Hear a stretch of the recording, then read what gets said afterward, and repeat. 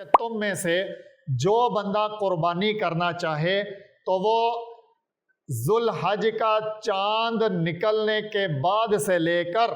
اپنی قربانی کرنے تک بال اور ناخن نہ کٹائے۔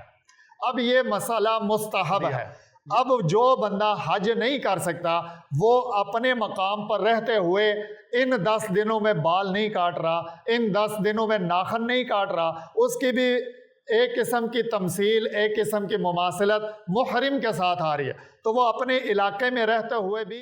امن یجیب المضطر اذا دعا لا الہ الا ہو الصلاۃ والسلام علی النبی ورحمۃ اللہ وبرکاتہ بینوا بلغوا یسروا بشروا السلام علیکم ورحمۃ اللہ وبرکاتہ۔ گزشتہ ویڈیو میں نے بات کی تھی کہ حاجیوں کے ساتھ مماثلت، وہ امت کا وہ طبقہ جو کسی وجہ سے حج ادا نہیں کر سکتا، غربت کی وجہ سے، کمزوری کی وجہ سے، صحت کی وجہ سے، بہت سارے مسائل ہو سکتے ہیں جن کی وجہ سے بندہ شوق تو رکھتا ہے حج کروں لیکن وہ بیچارہ نہیں کر سکتا۔ تو اللہ رب العزت نے ہمیں اپنے مقام پر رہتے ہوئے کچھ ایسے احکامات عطا فرمائے ہیں کہ ہم وہ احکامات کر کے حاجیوں جیسی شکل و صورت، حاجیوں جیسی مماثلت اختیار کر سکتے ہیں۔ ان میں ایک تو یہ تکبیرات تشریق ہے، وہ ساری بات اگر آپ دیکھنا، سننا، سمجھنا چاہتے ہیں تو وہ گزشتہ ویڈیو میں دیکھ سکتے ہیں۔ اچھا، آج اسی طرح کی اور بہت ساری مماثلات اور بہت ساری ایسی شکلیں کہ جن کی وجہ سے ہم حاجیوں سے مماثلت اختیار کر سکتے ہیں۔ ان میں ایک تو ہے قربانی ہے۔ قربانی حاجی وہاں پر کرتے ہیں، ہم یہاں پر اپنے مقام پر کرتے ہیں، تو یہ بھی ایک مماثلت ہے۔ وہ بھی قربانی کر رہے ہیں اور ہم بھی قربانی کر رہے ہیں، تو یہ ان کے ساتھ ایک تشبیہ، ایک مماثلت ان کے ساتھ ہماری بن جائے۔ اسی طرح ایک حدیث پاک ہے، نبی صلی اللہ تعالیٰ علیہ وسلم نے فرمایا کہ تم میں سے جو بندہ قربانی کرنا چاہے تو وہ ذوالحج کا چاند نکلنے کے بعد سے لے کر اپنی قربانی کرنے تک بال اور ناخن نہ کٹائے۔ اب یہ مسئلہ مستحب ہے، یعنی جو بندہ یہ کام کرے گا اس کو اس کام کے کرنے کا ثواب ملے گا، یعنی وہ بندہ ناخن نہیں کاٹ رہا، بال نہیں کاٹ رہا، اس کو ایسا کرنے پر ثواب ملے گا۔ اور یہ بھی ایک مماثلت ہے حاجیوں کے ساتھ۔ احرام کی حالت میں اللہ رب العزت نے، نبی صلی اللہ تعالیٰ علیہ وسلم نے محرم جس نے احرام باندھا ہوا ہے اس کو منع کیا کہ وہ کنگھی کرے، بار بار داڑھی یا سر میں خارش کرے، سرما لگائے، خوشبو لگائے، خوشبو والے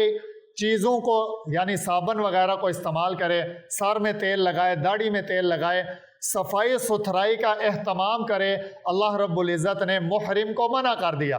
اب جو بندہ حج نہیں کر سکتا وہ اپنے مقام پر رہتے ہوئے ان 10 دنوں میں بال نہیں کاٹ رہا، ان 10 دنوں میں ناخن نہیں کاٹ رہا، اس کی بھی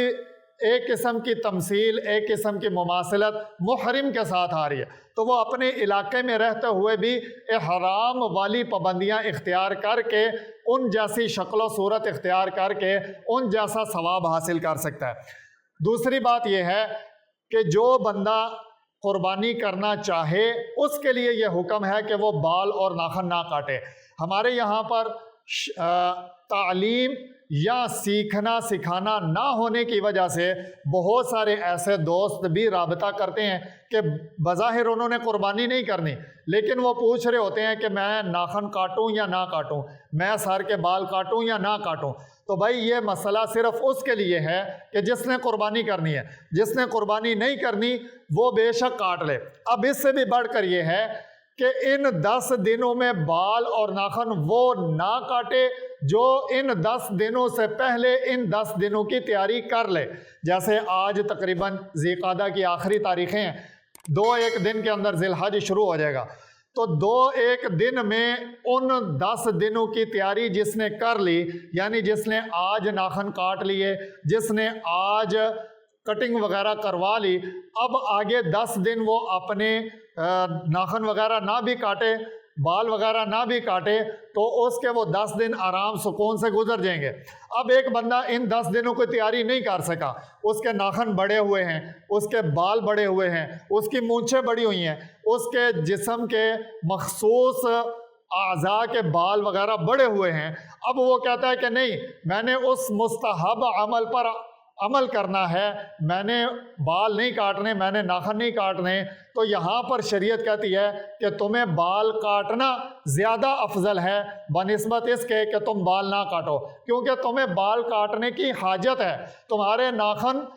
جو مقدار شریعت ہے اس سے زیادہ بڑھ چکے ہیں، لہٰذا تمہارے لیے ضروری ہے کہ اپنے بال کاٹو، اپنے ناخن کاٹو۔ تو اس لیے شریعت نے کہا کہ یا تو پہلے سے تیاری کر لو اور پھر ان 10 دنوں کے اندر نہ کاٹو، اور اگر پہلے سے تیاری نہیں کر سکے تو پھر اگر ضرورت ہے تو ان 10 دنوں میں کاٹو۔ اللہ پاک ہمیں سمجھ عطا فرمائے اور اسی طرح دین سیکھ کر اس پر عمل کرنے کی توفیق عطا فرمائے۔